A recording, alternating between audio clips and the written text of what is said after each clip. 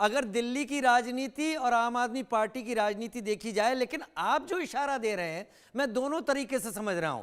मेरा मानना आपके अब तक की बातचीत से अब यह हो रहा है कि हो सकता है 8 तारीख को जो हम पोल ऑफ पोल्स की बात कर रहे हैं, एग्जिट पोल्स की बात कर रहे हैं, इसका उलट सामने आ सकता है, या फिर जो हम मान रहे हैं जिसमें आपने स्वीप शब्द का इस्तेमाल किया वो भी आ सकता है। आप दोनों तरफ जा रहे हैं, यानी आप बीजेपी को भी खारिज नहीं कर रहे और आप आम आदमी पार्टी को भी खारिज नहीं कर रहे हैं। लेकिन दिल्ली में जो मतदान हुआ है उसमें हम मुस्लिम फैक्टर की भी अब बात कर लेते हैं। मुस्लिम सीटें जहां बहुमत है वो कहां गई, किस तरफ गई, चलिए हम ये बता देते हैं। सीलमपुर की बात कर लेते हैं। साल 2015 वोट परसेंटेज 71.81% आम आदमी पार्टी की जीत हुई। 2020 71.36% आम आदमी पार्टी जीती। 2025 66.41%। क्या होगा 5 बजे तक? यानी सीलमपुर में एक तरीके से 5% के करीब वोटिंग गिरी है इस बार, और 5 बजे तक का यह आंकड़ा मैं आपको बता रहा हूं।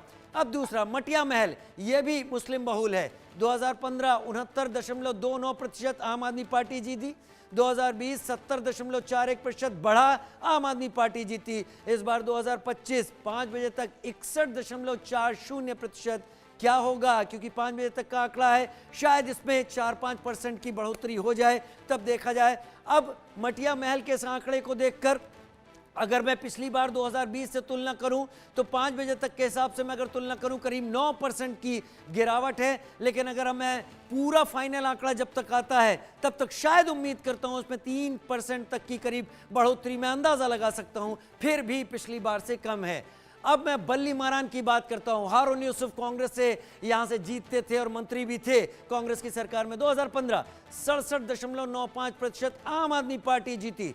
2020 71.63%, करीब 5% बढ़ा, आम आदमी पार्टी यहां फिर जीत गई। लेकिन 2025 5 बजे तक 59.56%, जबरदस्त गिरावट है वोटिंग में। क्या होगा नहीं पता है, लेकिन ये 5 बजे तक का है। अगर मैं मानूं कि फाइनल होते होते इसमें 3-4% की बढ़ोतरी भी होती है तो भी पिछली बार से ये कम जाता है। लेकिन क्या होगा जरूर आकलन करना पड़ेगा। अब आ जाते हैं ओखला। भाई जी हाँ, ओखला काफी हाई प्रोफाइल मानी जा सकती है मुस्लिम बहुल। 2015 60.93% आम आदमी पार्टी ही जीती थी यहां से। उसके बाद 2020 58.91% आम आदमी पार्टी जीती यहां से। उसके बाद 2025 आज 5 बजे तक 52.77%, करीब करीब ऐसा लग रहा है कि 2020 के बराबर जब फाइनल टैली आएगी शायद वहां तक टच कर जाए, मैं अंदाजा लगा सकता हूं। लेकिन ये 5 बजे तक का आंकड़ा है। क्या होगा?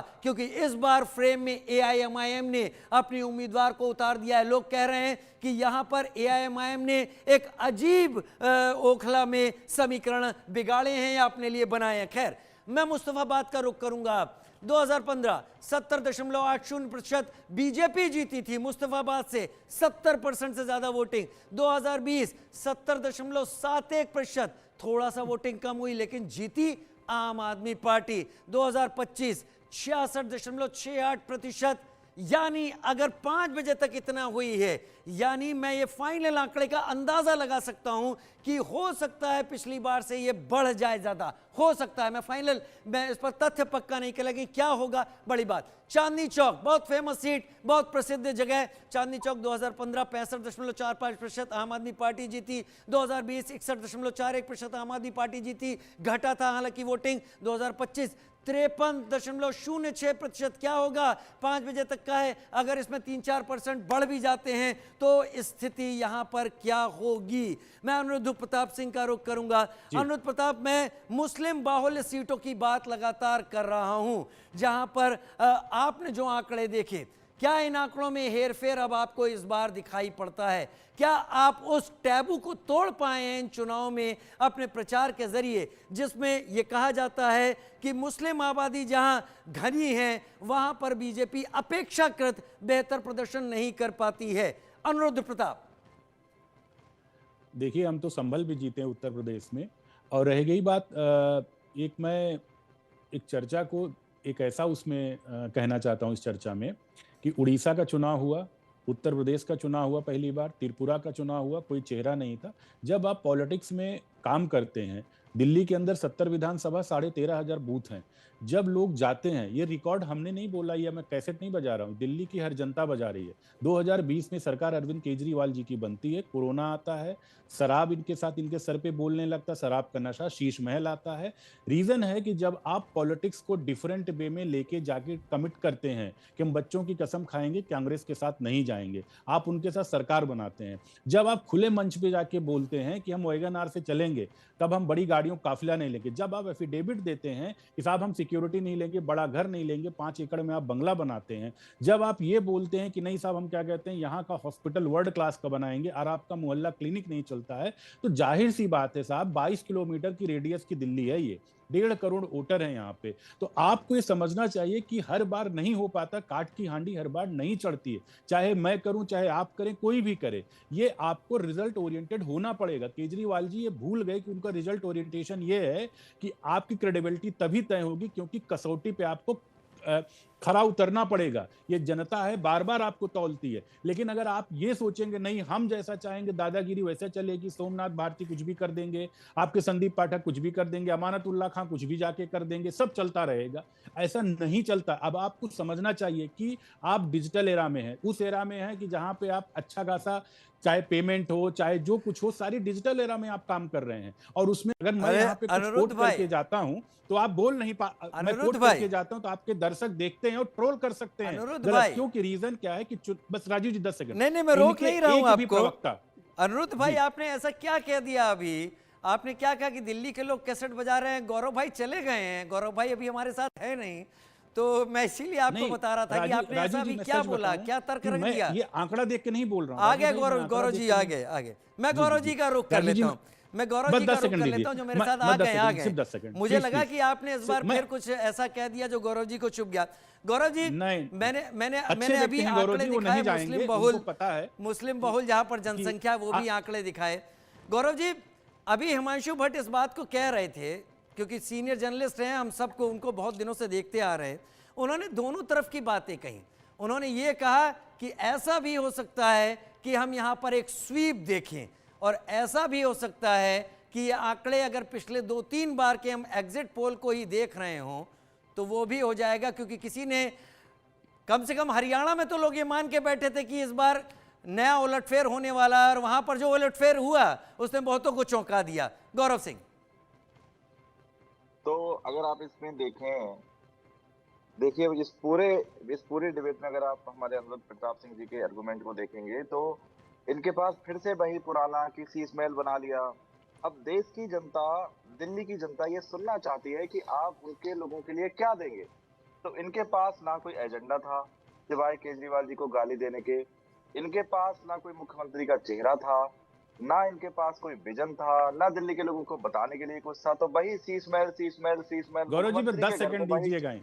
हाँ सॉरी आप बोल लीजिए राजीव जी, फिर 10 सेकंड दीजिए मुझे।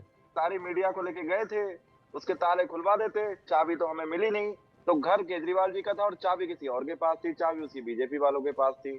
और हमने ये भी रिक्वेस्ट करी थी कि प्रधानमंत्री का घर भी दिखवा दो और केजरीवाल जी का घर भी दिखवा दो, और दूध का दूध पानी का पानी हो जाएगा। तो तब भी आपने घर के ताले बंद कर दिए। तो आप इस देश,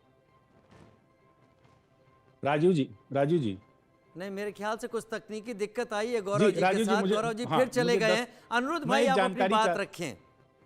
राजीव जी मैं एक जानकारी चाहता हूं, हो सकता है आप लोगों के पास में हो लेकिन मेरे पास नहीं, कि अरविंद केजरीवाल जी, मनीष सिसोदिया जी ये सब वोट डाले थे नहीं डाले? क्योंकि जानकारी में ये रहता है कि जो लोग जमानत पे रहते वोट भी नहीं डाल सकते, चुनाव में खड़े हो सकते हैं, शायद ऐसा मेरी जानकारी में है, पता नहीं, क्योंकि फुटेज भी मैंने कहीं नहीं देखा उनके वोट डालने का, या हो सकता मैंने चैनल डेल में ट्यून किया हो तो शायद मुझे ना आया हो।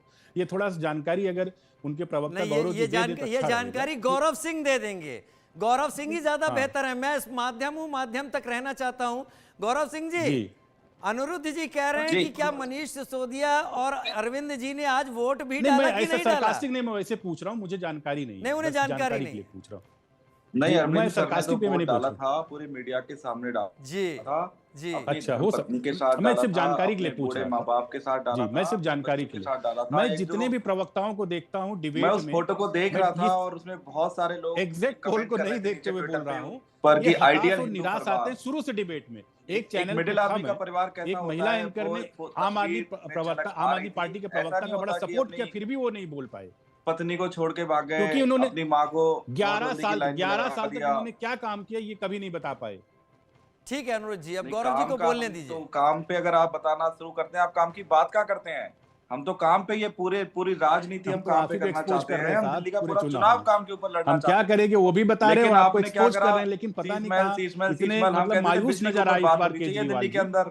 तब आपको बिजली का बात करने में शर्म आती है क्योंकि आप अपने राज्यों में दे नहीं सकते। हम कहते थे पानी के ऊपर बात होनी चाहिए, तब आप पानी के ऊपर बात नहीं कर सकते थे। हम कहते थे अच्छा स्कूल दिल्ली के के अच्छा बारे बाटे अच्छा में, में क्यों गौरव, चला ठीक गया? है दिल्ली का अनुरुद्ध चुनाव भाई, होना चाहिए स्कूल के ऊपर। अनुरुद्ध हम भाई, तो अपने अनुरुद्ध स्कूल भाई, करके दिखाएंगे। अनुरुद्ध भाई, आप अपने वोटिंग राज्यों हो के स्कूल चुकी है। दिखाओ। गौरव भाई, जी अनुरुद्ध भाई, वोटिंग हो चुकी है। गौरव भाई ये बता दीजिए कि आज जो ईवीएम में लोगों ने वोट अपने कैद करवाए हैं, उनमें गौरव भाई आपसे पूछ रहा हूं किन मुद्दों पर दिल्ली ने वोट किया होगा? एग्जिट पोल ठीक है, वो आंकड़े आए, हमने आपके सामने एवरेज बनाकर वो सारी चीजें रख दी एज इट इज आपके सामने, लेकिन गौरव भाई आपको क्या लगता है वो कौन कौन से मुद्दे हैं जिन पर वोट किया होगा?